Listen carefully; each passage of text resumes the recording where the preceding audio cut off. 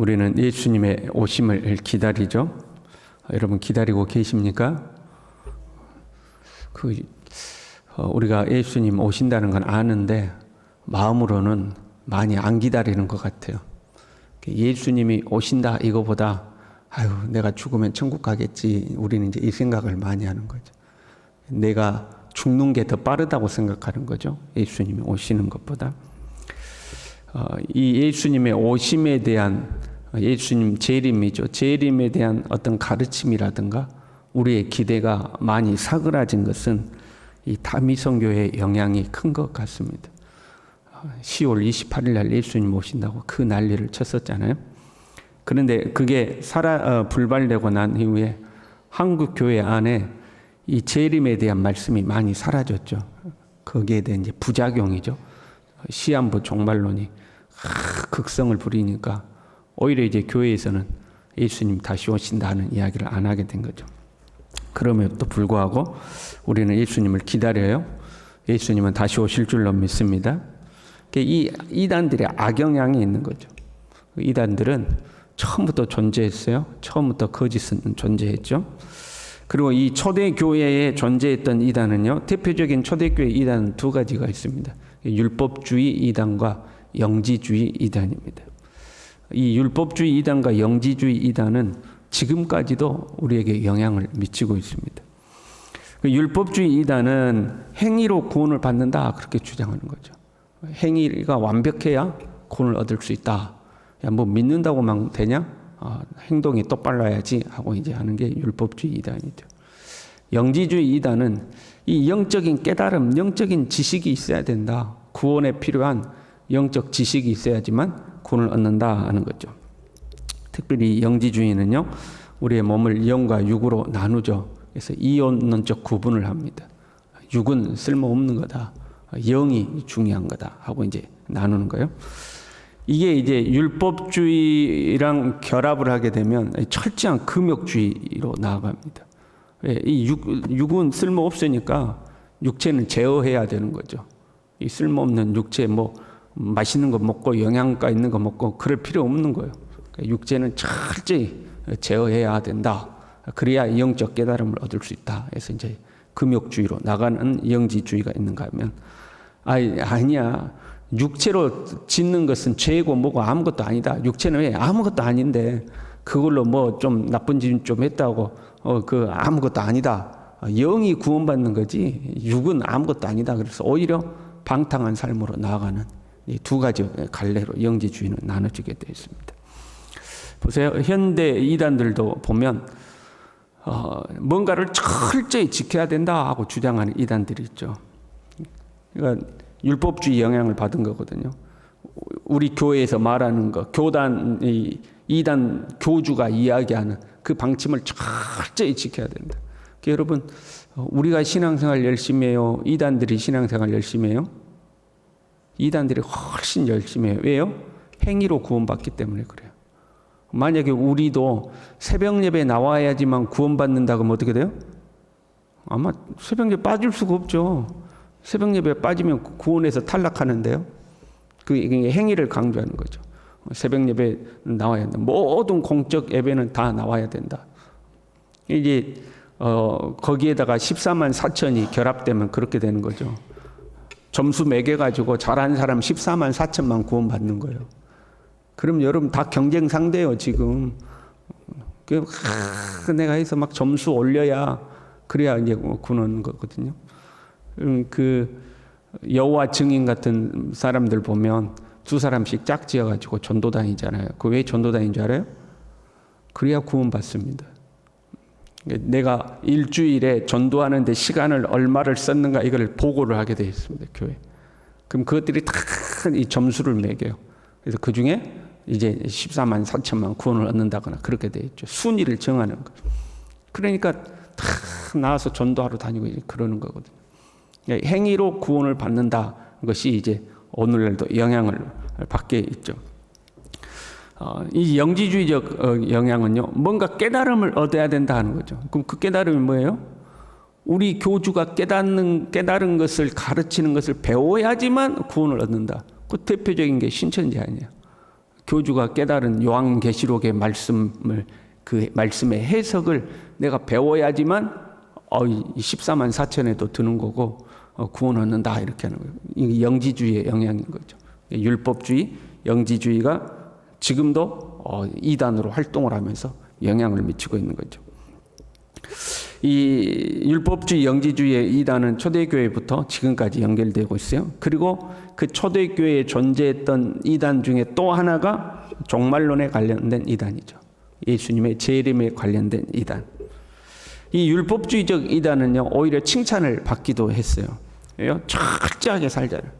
철저한 금욕주의적 삶을 살기 때문에 지금 삐끗하면 구원에서 탈락하는데 철저하게 사니까 사람들이 저 사람들 대단해, 경건한 사람이야, 이제 이렇게 칭찬을 받기도 했죠. 그런데 사실은 이제 교주의 종이 되는 거죠. 구원, 너는 그렇게 하면 구원 못 받아.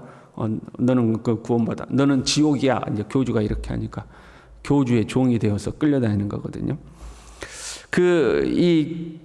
우리가 이제 2장 14절에 보면 이렇게 돼 있죠.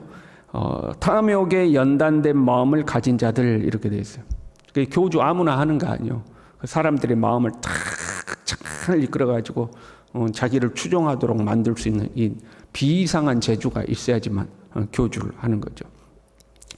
그런데 이 종말론과 관련한 이제 이단들도 존재한 거예요. 오늘날 우리도 종말론에 대해서 이제 좀 민감하잖아요. 종말론, 예수님 다시 오신다 이런 이야기하면 민감하잖아요. 그 시한부 종말론 때문에 그런 거죠. 초대교회에도 이 종말론이 금방 올 것처럼 말하는 종말론, 아니면 이제 아예 종말은 없다, 예수님 오시는 거 이런 거 없다 하고 이제 두 개로 나뉘어지는 거거든요. 근데 우리 안에도 이 시한부 종말론이라는 것이 존재를 하죠. 그 시한부 종말론 뭐예요? 시한 기간을 정해 놓은 거예요. 앞으로 3년 뒤에 오신다 이렇게 하는 거죠. 3년 뒤에 오신다. 그 밀레니엄이라고 그래가지고 우리가 1000년도, 2000년도 또는 100단위로 나뉘잖아요. 1999년에서 2000년이 되던 그때 이제 막 예수님 오신다고. 왜 천지창조가 6일 만에 되었으니까 인류 역사를 6000년으로 본 거죠.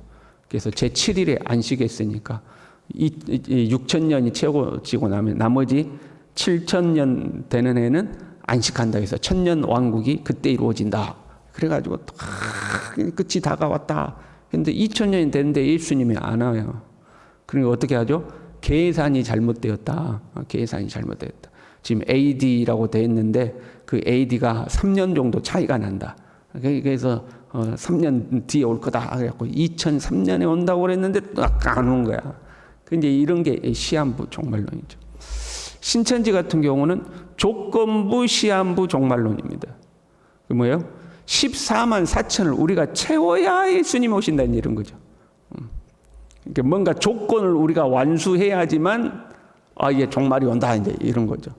그럼 신천지도 3년 뒤에 신천지 세상에 알려질 때부터 3년 뒤였거든요. 3년 뒤에 했는데 지금까지 안 되죠. 그러면 3년 뒤에 된다고 했는데 왜 안 됐습니까? 네가 전도를 열심히 안 해가지고 이게 안 채워졌잖아. 그래서 연기된 거야. 이제 이렇게 되는 거예요. 그게 이제 조건부, 시한부, 종말론자들이죠. 그래서 이런 종말에 관련된 이단들도 현재까지 존재하는 거죠. 아무리 우리가 이제 그런 종말론자들 때문에 예수님 재림 이야기 꺼내지도 마 이제 이렇게 되는 거거든요. 누가 모르는 사람이 예수님 재림에 대한 이야기 나오면 우리 뭐부터 의심해요? 이단 아니요? 이제 이렇게 의심하잖아요. 그래서 우리가 이제 거기에 대해서 경계하는 마음이 있어요. 그럼에도 불구하고 우리는 항상 주님 오심을 준비해야 될 줄로 믿습니다. 항상 준비하고 있어야 돼. 근데 본문에 나오는 내용은 종말이 없다 하는 이단들이에요. 예수님 재림 그런 거 없다 이제 이런 이단들이에요. 본문에는 사실 이런 이단은 많지 않죠. 간혹 이런 사람들이 있는 거죠. 이미 내가 재림주로 이 땅에 왔느니라 이제 이런 사람들. 재림이 이미 이루어졌다. 그럼 예수님 어디 계시는데 내가 바로 그 재림의 수다. 이제 이런 사람들은 있는데 재림이라는 거 없다 하는 사람들은 이제 그렇게 많지는 않죠. 그런데 본문은요, 예수님의 재림을 조롱하는 자들이 있었어요. 이들은 자기가 뭔가 좀 아는 것처럼, 야, 네 그것도 모르냐? 이제 이러면서 조롱하는 거죠. 그 거짓 교사들의 특징이었잖아요. 당돌하고 자긍하며 떨지 않고 비방한다 그랬잖아요. 주께서 강림하신다는 약속이 어디 있느냐? 만물이 창조될 때와 같이 그대로 있다 말이야. 야, 변한 거 뭐 있냐? 이 세상이 창조된 이후로 자연 만물이 다 그대로 존재하고 있다. 그리고 앞으로도 이대로 존재할 것이다. 이런 거죠. 만물이 창조된 이후로 이래 되니까 창조를 인정하는 것 같지만 오히려 하나님의 주권을 부인하는 거거든요. 말은 창조라고 했는데 자연 법칙에 의해서 이 자연이 유지된 것처럼 앞으로도 그렇게 이 자연은 그렇게 유지될 거야. 뭐 예수님 재림해가지고 세상이 종말이 이루어지고 그런 거 없어. 야, 봐봐. 야, 어저께나 오늘이나 야, 다 똑같잖아. 이 세상 똑같잖아. 이제 이런 거죠. 이들은 하나님의 주권을 부인하는 거죠. 5절에 이렇게 되어 있어요. 하나님의 말씀으로 된 것을 일부러 잊으려 함이로다. 하나님의 존재를 인정하는 듯 하면서 은연중에 부인하는 거죠. 오늘날도 간혹 그런 사람들이 있어요. 하나님은 존재한다고 이야기해요. 그런데 그 하나님 우리를 간섭하지 않는다는 거죠. 그런 사람들이 있어요. 하나님, 그래, 하나님 이 세상 창조했어. 그러나 그 이후로 하나님은 간섭하지 않아. 그냥 우리가 수고하고 노력해서 사는 거지 하나님이 우리의 삶을 간섭하지 않아. 이런 거죠. 이들은 지금 본문의 사람들은 대놓고 부인하고 있어요. 우리 중에도 그런 사람들 있죠. 야, 예수님 금방 오신다더니 2000년이나 지났어요. 이제 이런 거 아니에요? 본문의 사람들은 예수님 돌아가시고 얼마 되지도 않았어요. 예수님 승천하시고 얼마 되지도 않았어요. 그런데도 야, 온다더니 오기는 뭘 오냐? 그대로다. 안 온다. 그런 거 없다. 이제 하는 거죠.